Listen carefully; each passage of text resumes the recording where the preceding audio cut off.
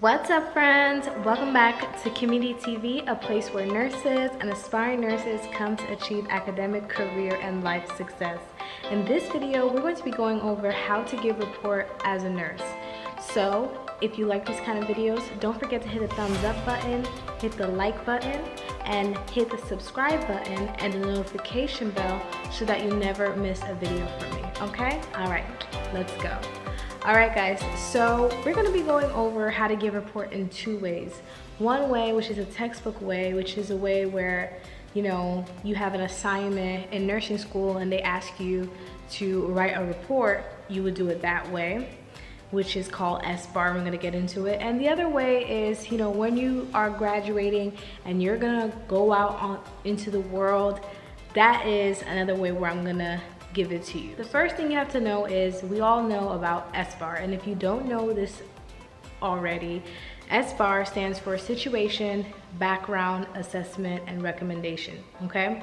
So for the situation, we are gonna use an example of a patient, all right, to give you guys a better, clearer understanding of what I mean by the SBAR textbook way and then the real life way, okay? So I made up a fake patient. This scenario is totally fake, so if you see anything weird, just know it's just made up, right? So your patient name is Jamie Lynn Spears, and she is a 46-year-old female. She has a history of diabetes. She came in with leg pain about 7 days ago after she was working in her yard, and upon assessment of that leg, it was red, it was edematous, meaning inflamed, and it also was draining a copious amount of serious fluid. Now, not serious I-O-U-S, but serious S-E-R-O-U-S, and copious meaning a lot. The doctor has diagnosed the patient with cellulitis, okay? And now the patient is on day 5 of 7 of penicillin. She's okay, all right? She's taking her medications. There's no adverse reactions. Her pain level right now is about a 2. She's going to physical therapy. She's able to sustain physical therapy and stuff of that nature, okay? All right, guys. So how you would do it in this situation, all right? So S stands for situation, and situation, you would clearly and briefly describe the current situation. So for example, you would say patient Jamie Lynn Spears is a 46-year-old woman with a diagnosis of cellulitis, and she is resting comfortably in her bed right now. She is currently on day 5 of 7 of penicillin, and she has no complaints voiced. Background would be her background information. So this is where you're gonna put in the background that's relevant to her condition. So for example, you're gonna wanna include that, 7 days ago, before she came here, she reported that she scraped her leg working in the yard, okay? And then also, she has a history of diabetes. That's also the background, okay? And since this is like 5 days into her admission, you can also include that the doctor sent her wound culture in and it came back positive for cellulitis. And ever since then, she's been on penicillin every 12 hours or whatever. So that would be the background, just giving that history. An assessment would be what you assess your patient right now. So remember we said that she was okay? So assessment would be, first of all, you really want to address that leg, since this is what's the most pertinent part. How does that leg look like? Is the antibiotic therapy even working? So how you would address that is you would say, okay, first of all, objective data, look at the leg.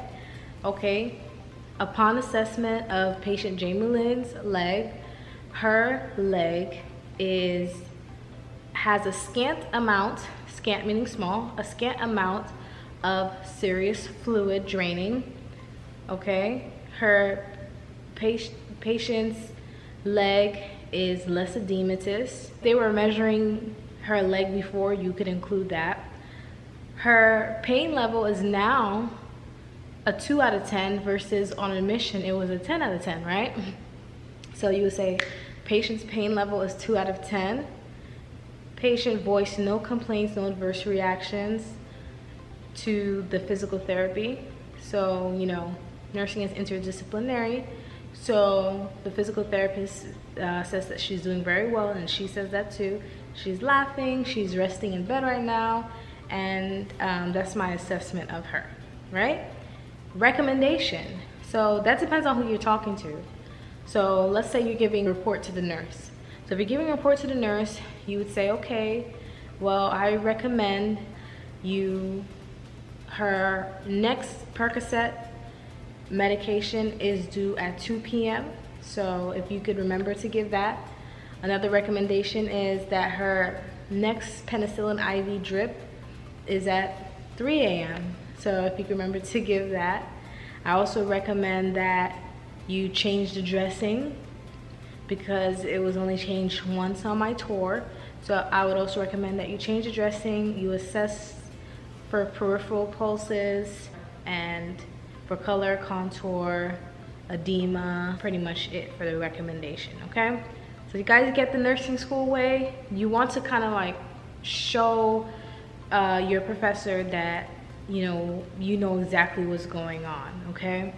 So you kind of have to look at the whole picture. So why would you, for example, recommend that you check the patient's peripheral pulses? So, you know, with diabetes, if a patient has diabetes, they're already at risk for an infection. So if they get an infection from scraping their leg, for example, through working in their yard, they are at an increased risk of the infection getting worse. And they already have a circulation issue because patients who have diabetes have problems with circulation. So we're gonna wanna check those peripheral pulses. So, you know, that recommendation shows your professor that you understand the background. And also with the recommendation, when you say, okay, you're gonna check the dressing, that also shows your professor that you see that there's an importance in changing the dressing if the patient has cellulitis. Serious fluid was mentioned. Of course, you're gonna want to change the dressing. Pain is super duper important in nursing school and NCLEX. You wanna make sure that we're addressing the pain, that the next Percocet is due at 2, so make sure you tell the oncoming nurse that, okay? So that's like if you were giving recommendation to a nurse. Now a doctor, you wouldn't really call the doctor for that because it sounds like everything is okay. The patient had an issue, let's say the patient had a pain of 10 out of 10 even after we gave it a Percocet, then you would recommend to the doctor, yes, the Percocet is not working, can we try another one? Is there any other order that we can get, okay? So that is SBAR for the textbook way. Now for the real life way, patient Jamie Lynn Spears. So we wanna be as quick as possible, but efficient, of course, because there are some nurses, when they relieve you, you know, they wanna rush and go home. I mean, I'm not saying like accept a crappy report because at the end of the day it's your license, but I'm saying when it comes to report in real life, the most important thing for you to do is be able to point out the pertinent information, the most important information that you need, okay? So if you're like, oh my God, I don't know which is important information, so what can put your license at jeopardy? Put it like that, put it in that way. Like what could put your license in jeopardy? Of course, if you don't document on that infection, that could put your license in jeopardy because what are you doing to address it, okay? Or if the patient fell or whatever. So let's go over it the real life nursing way, okay?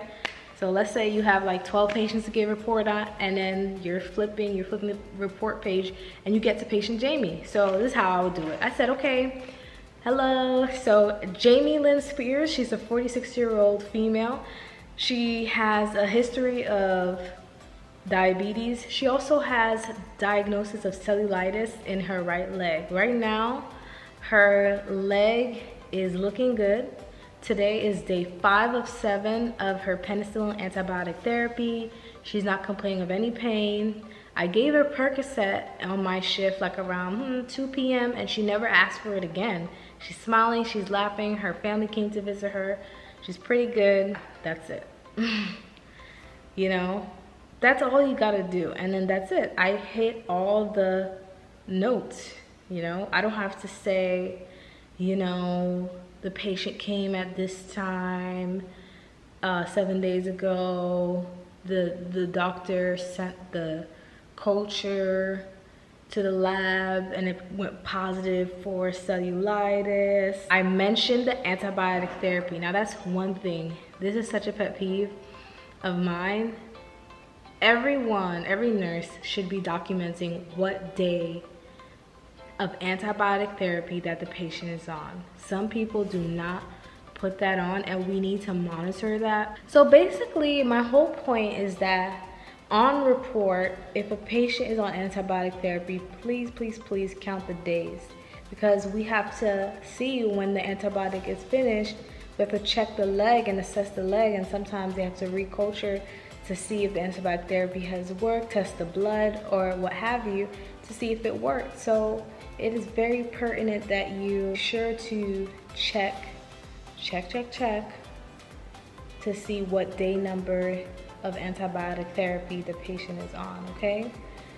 If the patient fell, you have to put that on report. You have to mention that to the nurse, because a lot of times we have to do 15-minute rounds and neuro checks. So neuro checks is basically, you know, we just do a neuro check on the patient if the patient fell, because sometimes, you know, you don't see symptoms of neurological changes until an hour after, or 2 days, or however long the doctor has ordered for you to do neuro checks. So neuro checks are important, and anytime you have an antibiotic, every facility, you always have to do a separate progress note or an infection note. So that's why antibiotic therapy, infection in general, is super duper important, okay? So guys, this is my video of how to give a report as a nurse. I hope you guys enjoyed it. If any of you guys are nurses and you guys want to put your input in, don't be afraid to. I hope you guys enjoy this video. So just remember that you can do it. It's quite simple actually. You just hit the highlights, okay? I remember my director of nursing would always tell me that, because I would like always want to be detailed as possible. But you just hit the highlights, you know? You don't like, you know, you don't necessarily have to say, oh, the patient's IV penicillin is due at 2. Like, the nurse knows. The computer is right there in her face. Now, for me, you know, if you have a family member, and I say this with all due respect, because I remember when my grandma was in the hospital and I was on top of the staff in a respectful, empathetic way, because I'm a nurse, so duh. But there are some family members that are very like animate. They're just when you work, you'll see what I'm talking about. There's a patient's family member who can be very worried, and like, you know, you can let the nurse know, like, hey, this patient A has a family member. She calls about every 15 minutes, and just be on the lookout for that. And you guys may be laughing, but there are some instances of that. Because sometimes patients' family could have a high level of anxiety, and understandable, but give that heads up, okay? Or if a patient, you know, is in excruciating pain and they don't want their pain medication no less than 2, like as soon as the clock turns, they want their pain medication, and I've experienced that.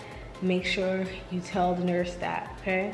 So give your nurses a heads up so that we can continue the care, and it's better for you, because if you're leaving that nurse that next morning, you know, everything is smooth, okay guys? So thank you guys so much for watching this video. I hope you guys find it very helpful, and I'll see you all next time.